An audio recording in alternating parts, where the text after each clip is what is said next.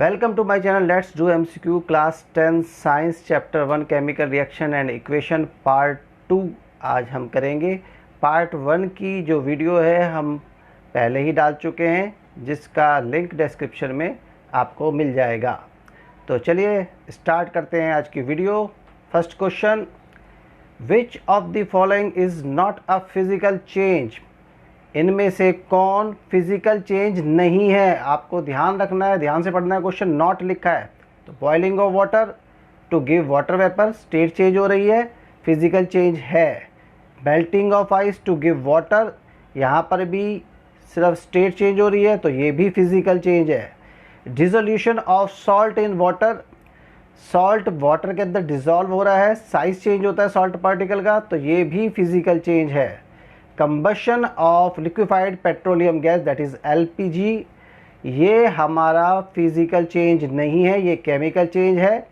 मैंने last video में भी बताया था कि कंबशन के सारे केस जो होते हैं वो केमिकल रिएक्शन के होते हैं, इसलिए डी हमारा आंसर होगा।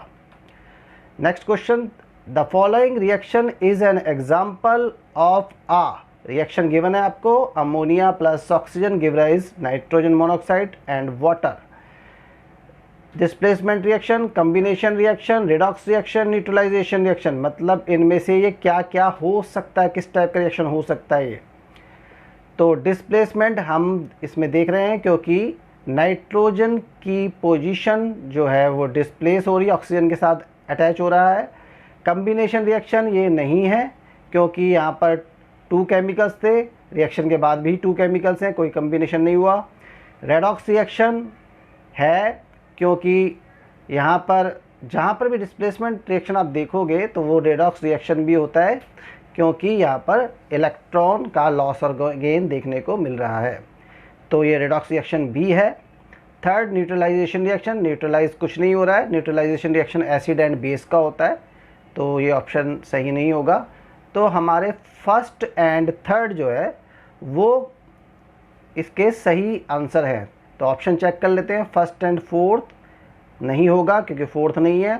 सेकंड एंड थर्ड ये भी नहीं होगा क्योंकि सेकंड नहीं है। फर्स्ट एंड थर्ड ये हमारा करेक्ट आंसर है। थर्ड एंड फोर्थ नहीं है क्योंकि फोर्थ नहीं है। तो C option, first and third, that is displacement reaction and redox reaction, इसका करेक्ट ऑप्शन होगा। Next question, the following statements about the given reaction are correct, मतलब ये रिएक्शन जो दिया है इसमें कौन सी स्टेटमेंट करेक्ट है। तो iron metal is getting oxidised, तो आयरन Fe होता है, ऑक्सीडाइज्ड हो रहा है या नहीं। यहाँ पर मैं क्लियर कर देता हूँ कि जो भी मेटल जब सॉल्ट बनाता है तो उस टाइम उसके इलेक्ट्रॉन लॉस हो जाते हैं, ये ध्यान तुम्हें रखना है, ठीक है। और अगर सॉल्ट से सिंगल फॉर्म में आ जाता है तो वो गेन करता है इलेक्ट्रॉन, ये चीज़ ध्यान रखनी है आपको, ठीक है। Iron metal is getting oxidised, तो वैसे भी हम देख रहे हैं आयरन के साथ ऑक्सीजन ऐड हो रहा है, तो ये सही ऑप्शन है। Second, water is getting reduced, water reduce हो रहा है, करेक्ट है। देखो आयरन अगर ऑक्सीडाइज हो रहा है तो सेकंड जो है वो रिड्यूस होगा, एक ऑक्सीडाइज होता है एक रिड्यूस होता है, ये चीज़ ध्यान रखनी है आपको। इसमें से ऑक्सीजन हट रहा है क्योंकि। Third option, water is acting as reducing agent, water जो है वो हमारा रिड्यूसिंग एजेंट का काम कर रहा है। देखो वाटर तो खुद ही रिड्यूस हो रहा है तो वो रिड्यूसिंग एजेंट कैसे बन सकता है, तो ये ऑप्शन गलत है। थर्ड मतलब हमारा गलत है आंसर। तो fourth, water is acting as oxidising agent, मतलब वाटर ऑक्सीडाइजिंग एजेंट का काम कर रहा है, ये करेक्ट है। आयरन अगर ऑक्सीडाइज्ड हो रहा है तो ऑक्सीडाइजिंग एजेंट वो होगा जो उसके साथ है। फर्स्ट भी सही है, सेकंड भी सही है, फोर्थ भी सही है, थर्ड स्टेटमेंट जो है वो रॉन्ग है हमारी, तो इसलिए हमारा सी ऑप्शन करेक्ट आंसर होगा। नेक्स्ट क्वेश्चन ले लेते हैं, which of the following are exothermic process, exothermic process कौन सा है इनमें से। एक्सोथर्मिक मीन्स जो एनर्जी है या हीट है वो रिलीज हो रही है, लॉस हो रही है, तो reaction of water with quicklime, इसमें एनर्जी लॉस होती है, एक्सोथर्मिक है। Dilution of N acid, acid में अगर तुम वाटर मिलाकर उसे डाइल्यूट करते हो तो उस टाइम पर इसमें से हीट रिलीज होती है, ये भी करेक्ट है। इवेपोरेशन ऑफ वाटर एक्सोथर्मिक नहीं है, क्योंकि इवेपोरेशन तो तब होगा जब वो हीट गेन करेगा वाटर, तो ये ऑप्शन गलत हो गया। सब्लिमेशन ऑफ कंफर, तो सब्लिमेशन कंफर का जो है ये भी तुम्हारा एंडोथर्मिक है, तो ये भी ऑप्शन सही नहीं होगा। तो फर्स्ट एंड सेकंड जो स्टेटमेंट है वो करेक्ट है, और ऑप्शन के हिसाब से ए जो है वो इसका आंसर होना चाहिए, फर्स्ट एंड सेकंड। बाकी सारे ऑप्शन गलत हो जाएंगे, बी, सी और डी। ए ऑप्शन इसका करेक्ट आंसर होगा। Fifth question, a dilute ferrous sulfate solution was gradually added to the beaker containing acidified permanganate solution. The light purple color of the solution fades and finally disappears. Which of the following is the correct explanation for the observation? Means एक dilute ferrous sulphate का solution है, green colour का होता है generally. अगर इसको हम एक एसिडिफाइड परमैग्नेट सॉल्यूशन के अंदर डालते हैं, परमैग्नेट सॉल्यूशन थोड़ा पर्पल कलर का होता है, तो हम देखेंगे धीरे धीरे उसका कलर जो है लाइट होते होते कलर ही डिसअपियर हो जाएगा। तो बताना है इसमें से हमारा करेक्ट आंसर क्या होगा। KMnO4 that is permanganate, potassium permanganate कहते हैं actually, is an oxidising agent, it oxidised ferrous sulphate. ये आंसर सही है एक्चुअली, ऑक्सीडाइजिंग एजेंट है बहुत अच्छा पोटेशियम परमैग्नेट, और ये फेरस सल्फेट का कलर चेंज हो जाएगा जिसकी वजह से कलर गायब भी हो जाता है। Ferrous sulphate act as an oxidising agent and oxidise this, ये रॉन्ग है, ऑक्सीडाइज नहीं होता इसमें, फेरस सल्फेट ऑक्सीडाइजिंग एजेंट ही नहीं है, पहली बात। Third, colour disappears due to dilution, no reaction is involve. देखो कलर अपने आप से चेंज तो होता नहीं, इसका मतलब केमिकल रिएक्शन तो जरूर इन्वॉल्व है, तो सी ऑप्शन भी गलत हो जाता है। KMnO4 is an unstable compound and decompose in the presence of ferrous sulfate to a colorless compound. ये भी हमारा आंसर नहीं है। KMnO4 जनरली अनस्टेबल कंपाउंड नहीं है, स्टेबल कंपाउंड है, तो ये आसानी से डिकम्पोज नहीं होगा। तो ए जो आंसर है कि ये ऑक्सीडाइजिंग एजेंट है, वो हमारा बिल्कुल परफेक्ट आंसर है, तो हम ए को इसमें चूज कर लेंगे। नेक्स्ट क्वेश्चन है हमारा, विच among the following is double displacement reaction. Double displacement के अंदर आपको ध्यान रखना है जो रिएक्टेंट पार्ट है उसमें दोनों सॉल्ट फॉर्म में होने चाहिए, सॉल्ट सॉल्यूशन या सॉल्ट फॉर्म में होंगे तब हमें डबल डिस्प्लेसमेंट रिएक्शन देखने को मिलता है, क्योंकि दो आयंस जो हैं अपनी पोजीशंस चेंज करते हैं, सॉल्ट में एक्सचेंज कर देते हैं। तो फर्स्ट वाले में लेड अकेला है, कॉपर क्लोराइड तुम्हारा सॉल्यूशन है, तो लेड अकेला है, तो सिंगल डिस्प्लेसमेंट तो हो सकता है, डबल डिस्प्लेसमेंट ये नहीं है। सेकंड, दोनों सॉल्ट हैं, डिस्प्लेस भी देख लेते हैं हो रहा है कि नहीं हो रहा।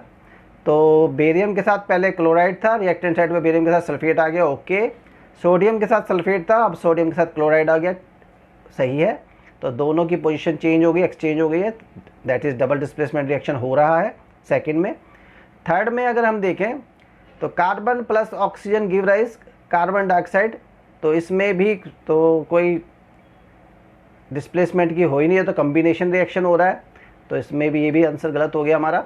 फोर्थ में भी हम डिस्प्लेसमेंट देख रहे हैं क्योंकि कार्बन के साथ हाइड्रोजन है और जबकि रिएक्टेंट साइड पे कार्बन के साथ ऑक्सीजन आ रहा है, तो यहाँ पर हमारे को डिस्प्लेसमेंट देखने को मिल रहा है, लेकिन डबल डिस्प्लेसमेंट इसमें भी नहीं हो रहा है। तो कुल मिला के डबल डिस्प्लेसमेंट किस में हुआ, सेकंड में हुआ सिर्फ, तो हमारा बी आंसर सेकंड ओनली जो ऑप्शन है वो बिल्कुल सही होगा। बाकी A, C and D wrong answer हो जाएंगे, तो बी हम इसमें चूज कर लेंगे। Seventh, which among the following statements are true, मतलब नीचे जो स्टेटमेंट्स गिवन है वो कौन कौन सी ट्रू हैं उसमें से। Exposure of silver chloride to sunlight for a long duration turns grey due to, अगर सिल्वर क्लोराइड का जो पाउडर है वाइट कलर का होता है, सनलाइट में काफ़ी लंबे समय तक के लिए छोड़ दिया जाए तो वो ग्रे कलर का हो जाएगा। क्यों हो जाएगा देखते हैं। स्टेटमेंट कहती है formation of silver by decomposition of silver chloride, कि सिल्वर बन जाएगा क्योंकि सिल्वर क्लोराइड लाइट में डिकम्पोज होके सिल्वर की फॉर्मेशन करेगा। करेक्ट है, लाइट की प्रेजेंस में सिल्वर के कंपाउंड्स डीकम्पोज हो जाते हैं और सिल्वर बनेगा, उसका ही कलर ग्रे होता है, वो सही आंसर है ये। Sublimation of silver chloride, sublimation कुछ नहीं हो रहा है इसके अंदर, ये रॉन्ग है। Third, decomposition of chlorine gas, chlorine gas का डीकम्पोजिशन नहीं हो रहा है, एक्चुअली हमारा जो कंपाउंड है सिल्वर क्लोराइड उसका डीकम्पोजिशन हो रहा है, तो ये भी गलत हो गया। फोर्थ है ऑक्सीडेशन ऑफ सिल्वर क्लोराइड, कि सिल्वर क्लोराइड का ऑक्सीडेशन हो रहा है, मतलब उसमें ऑक्सीजन ऐड हो रही है, तो ऐसा भी इसमें कुछ नहीं है। तो फर्स्ट ही ऑप्शन हमारा सिर्फ ओनली करेक्ट है, तो हमारा ए ऑप्शन फर्स्ट ओनली हमारा इसमें आंसर आ जाएगा, जबकि बाकी सारे आंसर रॉन्ग हो जाएंगे, क्योंकि वो स्टेटमेंट बाकी की सारी गलत है, सिर्फ फर्स्ट ही स्टेटमेंट ट्रू है। ठीक है, next question, question number 8, barium chloride on reacting with ammonium sulphate forms barium sulphate and ammonium chloride. मतलब दो सॉल्ट है, बेरियम क्लोराइड का है और एक अमोनियम सल्फेट का है, और जो नए हमारे कंपाउंड बने हैं वो बेरियम सल्फेट है एंड अमोनियम क्लोराइड है, मतलब डबल डिस्प्लेसमेंट हो रहा है। विच of the following correctly represent the type of reaction involve. तो अभी बता रहे हैं क्योंकि दो बेरियम एंड अमोनियम ने अपने आयंस को एक्सचेंज कर लिया है कंपाउंड के अंदर, इसलिए डबल डिस्प्लेसमेंट रिएक्शन देखने को इसमें हमारा मिलेगा। तो हमारा आंसर हो जाएगा दैट इज सी, 4 ओनली, क्योंकि फर्स्ट गलत हो जाएगा, सेकंड भी रॉन्ग है, और जो फोर्थ है उसमें सेकंड रॉन्ग है, तो हमारा ऑप्शन सी, 4th ओनली जो है वो हमारा करेक्ट आंसर होगा। नेक्स्ट क्वेश्चन है question number 9, electrolysis of water is decomposition reaction. जो इलेक्ट्रोलिसिस करते हैं वाटर, इलेक्ट्रिसिटी पास करके वाटर को ब्रेक डाउन कर देते हैं हाइड्रोजन एंड ऑक्सीजन के अंदर, तो mole ratio hydrogen and oxygen का क्या होगा। जो गैस लिबरेट होंगी हाइड्रोजन एंड ऑक्सीजन, उनका इलेक्ट्रोलिसिस के समय जो मोल के नंबर होंगे वो कितने होंगे। देखो फार्मूला ही तुम्हें पता होगा, H2O है, H2O। तो अगर हम रिएक्शन को अगर बैलेंस करें तो हम देखेंगे कि हाइड्रोजन के 2 मोल यूज़ हो रहे हैं और हमारा ऑक्सीजन 1 मोल इसके अंदर फॉर्म होगा, तो हमारा 2:1 ऑप्शन जो है वो इसका करेक्ट आंसर होगा, क्योंकि हाइड्रोजन के 2 मोल्स बनेंगे और ऑक्सीजन के 1 मोल इसमें फॉर्म होंगे। तो बी आंसर हमारा करेक्ट है, बाकी A, C and D wrong हो जाएंगे। नेक्स्ट क्वेश्चन है हमारा, which of the following are an endothermic process.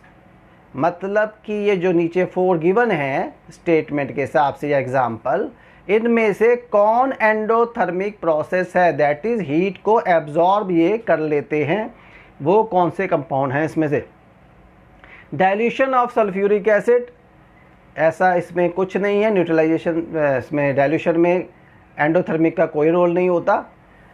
Sublimation of dry ice, sublimation के लिए देखो हीट की ज़रूरत पड़ती है, अपने आप से तो वो सब्लिमाइज हो नहीं जाएगा, तो एंडोथर्मिक चाहे वो एटमॉस्फेयर से ले कहीं से भी ले, तो सब्लिमेशन एंडोथर्मिक प्रोसेस होता है, तो सेकंड आंसर हमारा बिल्कुल सही है इसमें। कंडेंसेशन ऑफ वाटर वेपर, मतलब वाटर वेपर कंडेंस होके लिक्विड बना देंगे, तो सिर्फ स्टेट चेंज हो रही है। अब वाटर वेपर जो है लिक्विड से वेपर से लिक्विड बनने के लिए ठंडे होंगे, हीट का लॉस करेंगे, दैट इज हीट का लॉस करके कंडेंसेशन होता है, तो ये आंसर भी हमारा गलत हो गया, क्योंकि एंडोथर्मिक में तो हीट यूज़ होनी है। उसके बाद आता इवेपोरेशन ऑफ वाटर। इवेपोरेट कब होगा वाटर, जब हम उसको गर्म करेंगे, जैसे नॉर्मली सन की हीट ले या ऐसे भी हीट ले, हीट गेन करने के बाद ही इवेपोरेशन ऑफ वाटर होता है। तो हमारे पास जो सही स्टेटमेंट दिख रही है, एग्जाम्पल दिख रहे हैं, वो सेकंड एंड 4 है। तो सेकंड और 4 का ऑप्शन देखें तो वो है हमारा डी का, तो डी ऑप्शन बिल्कुल करेक्ट होगा इसके अंदर, जबकि ए, बी एंड सी रॉन्ग हो जाएंगे। एक्सप्लेनेशन मैंने आपको बता दी है, तो D option second and 4th हमारे एंडोथर्मिक के प्रोसेस के एग्जाम्पल इसमें से होंगे। नेक्स्ट क्वेश्चन है, in the double displacement reaction between aqueous potassium iodide, ध्यान रखो potassium iodide and aqueous lead nitrate, तो 2 कंपाउंड हो गए, पोटेशियम आयोडाइड है और लेड नाइट्रेट है। येलो प्रेसिपिटेट, मतलब येलो कलर का प्रेसिपिटेट, मतलब जो नॉन सॉल्यूबल है वो लेड आयोडाइड बन जाएगा। अब हमें ये वाला एक्सपेरिमेंट करना है, तो हम देख रहे हैं कि अब जब एक्सपेरिमेंट करना स्टार्ट किया तो lead nitrate is not available, lead nitrate ही नहीं मिल रहा हमें। तो हम उस लेड नाइट्रेट की जगह कौन सा कंपाउंड यूज़ करें कि हम ये अपना रिएक्शन दिखा सकें। ठीक है, तो हमें ये तो देखना है कि भाई ऐसा है कि लेड नाइट्रेट बनाना है तो लेड का कंपाउंड तो चाहिए। अब लेड के कंपाउंड कौन से हैं, A and B, A and B जो है वो लेड के कंपाउंड है, इनमें से कोई ऑप्शन होना चाहिए। जबकि दोनों सी एंड डी वैसे ही कैंसिल हो गए क्योंकि उनमें लेड है ही नहीं, तो लेड बनेगा कैसे।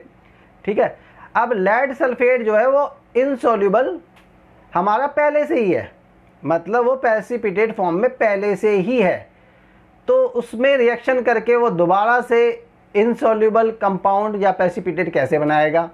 तो ये ऑप्शन भी रॉन्ग हो गया, तो बचा क्या, लेड एसीटेट। तो यही हमारा करेक्ट आंसर होगा बी, लेड एसीटेट को हम लेड नाइट्रेट की जगह यूज़ कर सकते हैं जिससे कि येलो प्रेसिपिटेट हमें फॉर्म हो जाए। बाकी ऑप्शन रॉन्ग हो गए क्योंकि सी और डी में लेड नहीं है और ए वाला पहले से ही जो है वो प्रेसिपिटेट फॉर्म में ही है, तो वो दोबारा से येलो प्रेसिपिटेट फॉर्म नहीं कर पाएगा। तो ये हमारा आंसर हो जाएगा B. Next question, which of the following gases can be used for storage of fresh sample of an oil for a long time. मतलब कि कौन सी गैसेस जो नीचे लिखी हुई है इनमें से ऑयली चीज़ को या ऑयल को रखने के काम आ सकती हैं, मतलब किन गैसों के साथ ऑयल को रखा जा सकता है। तो रेंसिडिटी प्रोसेस के बारे में आपने पढ़ा ही होगा, उसके हिसाब से ऑक्सीजन तो ऐड हो जाएगी, तो ये रॉन्ग ही है, वो तो रेंसाइड कर देगी, ऑयल को ख़राब कर देगी, तो ये ऑप्शन वैसे ही गलत हो गया। नाइट्रोजन और ऑक्सीजन ये भी रॉन्ग हो गया क्योंकि इसमें फिर ऑक्सीजन आ गया, फिर वो रेंसाइड कर देगी ऑयल को, ये भी गलत हो जाएगा। कार्बन डाइऑक्साइड और हीलियम, हीलियम तो सही है लेकिन कार्बन डाइऑक्साइड सूटेबल नहीं है, तो ये भी रॉन्ग हो जाएगा। बचा हीलियम और नाइट्रोजन, ये दोनों गैसेस इनर्ट गैसेस हैं। अब ये इनर्ट गैसेस हैं तो रिएक्शन तो करेंगी नहीं ऑयल के साथ, इसका मतलब यही करेक्ट आंसर होगा। तो डी ऑप्शन हमारा बिल्कुल करेक्ट आंसर इसमें है। बाकी ऑक्सीजन वाले कंपाउंड इसलिए ले रहे क्योंकि ऑक्सीजन जो है बहुत अच्छा ऑक्सीडाइजिंग एजेंट है, वो खुद ऑयल के साथ ऐड होके उस ऑयल को ऑक्सीडाइज करके ख़राब कर सकता है। 13, the following reaction is used for the preparation of oxygen gas in the laboratory. ये रिएक्शन गिवन है हमारे को ऑक्सीजन गैस फॉर्म करने का। अब इसमें से कुछ स्टेटमेंट हमें दी हैं, हमें बताना है कि इसमें से कौन सी स्टेटमेंट जो है वो करेक्ट है। It is a decomposition reaction and endothermic in nature.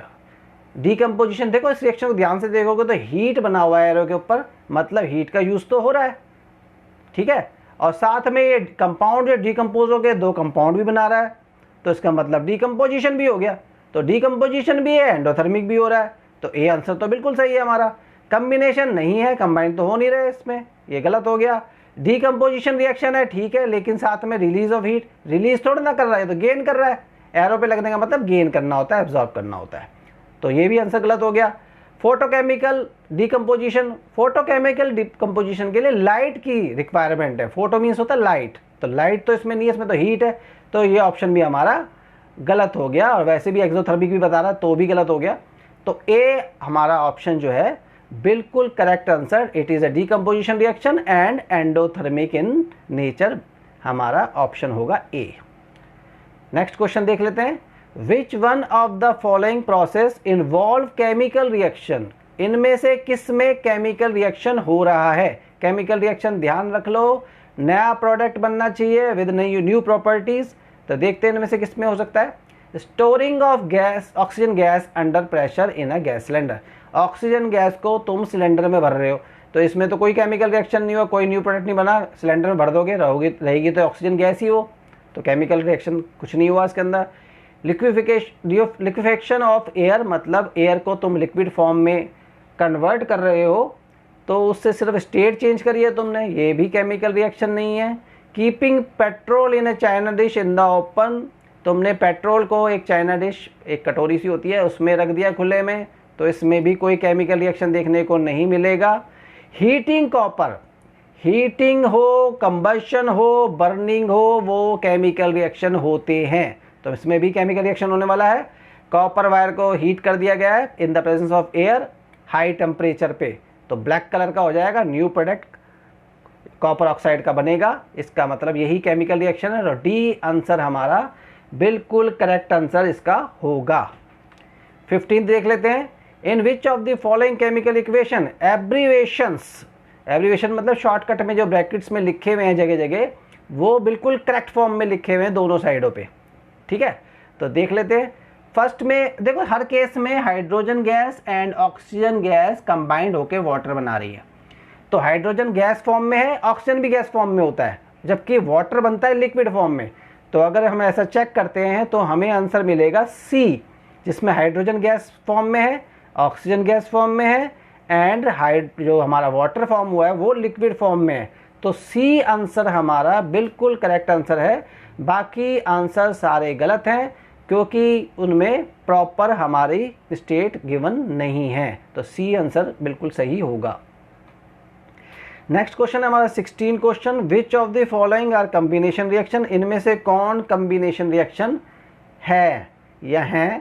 तो देखो, अगर कम्बिनेशन में क्या होता है, 2 और मोर कंपाउंड फॉर्म करते हैं सिंगल कंपाउंड। तो अगर हम ध्यान से देखें तो सेकेंड एंड थर्ड जो है हमारा, उसमें ऐसा हो रहा है कि 2 कंपाउंड्स कंबाइन होकर सिंगल कंपाउंड बना रहे हैं। तो सेकेंड एंड थर्ड जो है वो हमारे कम्बिनेशन रिएक्शन है।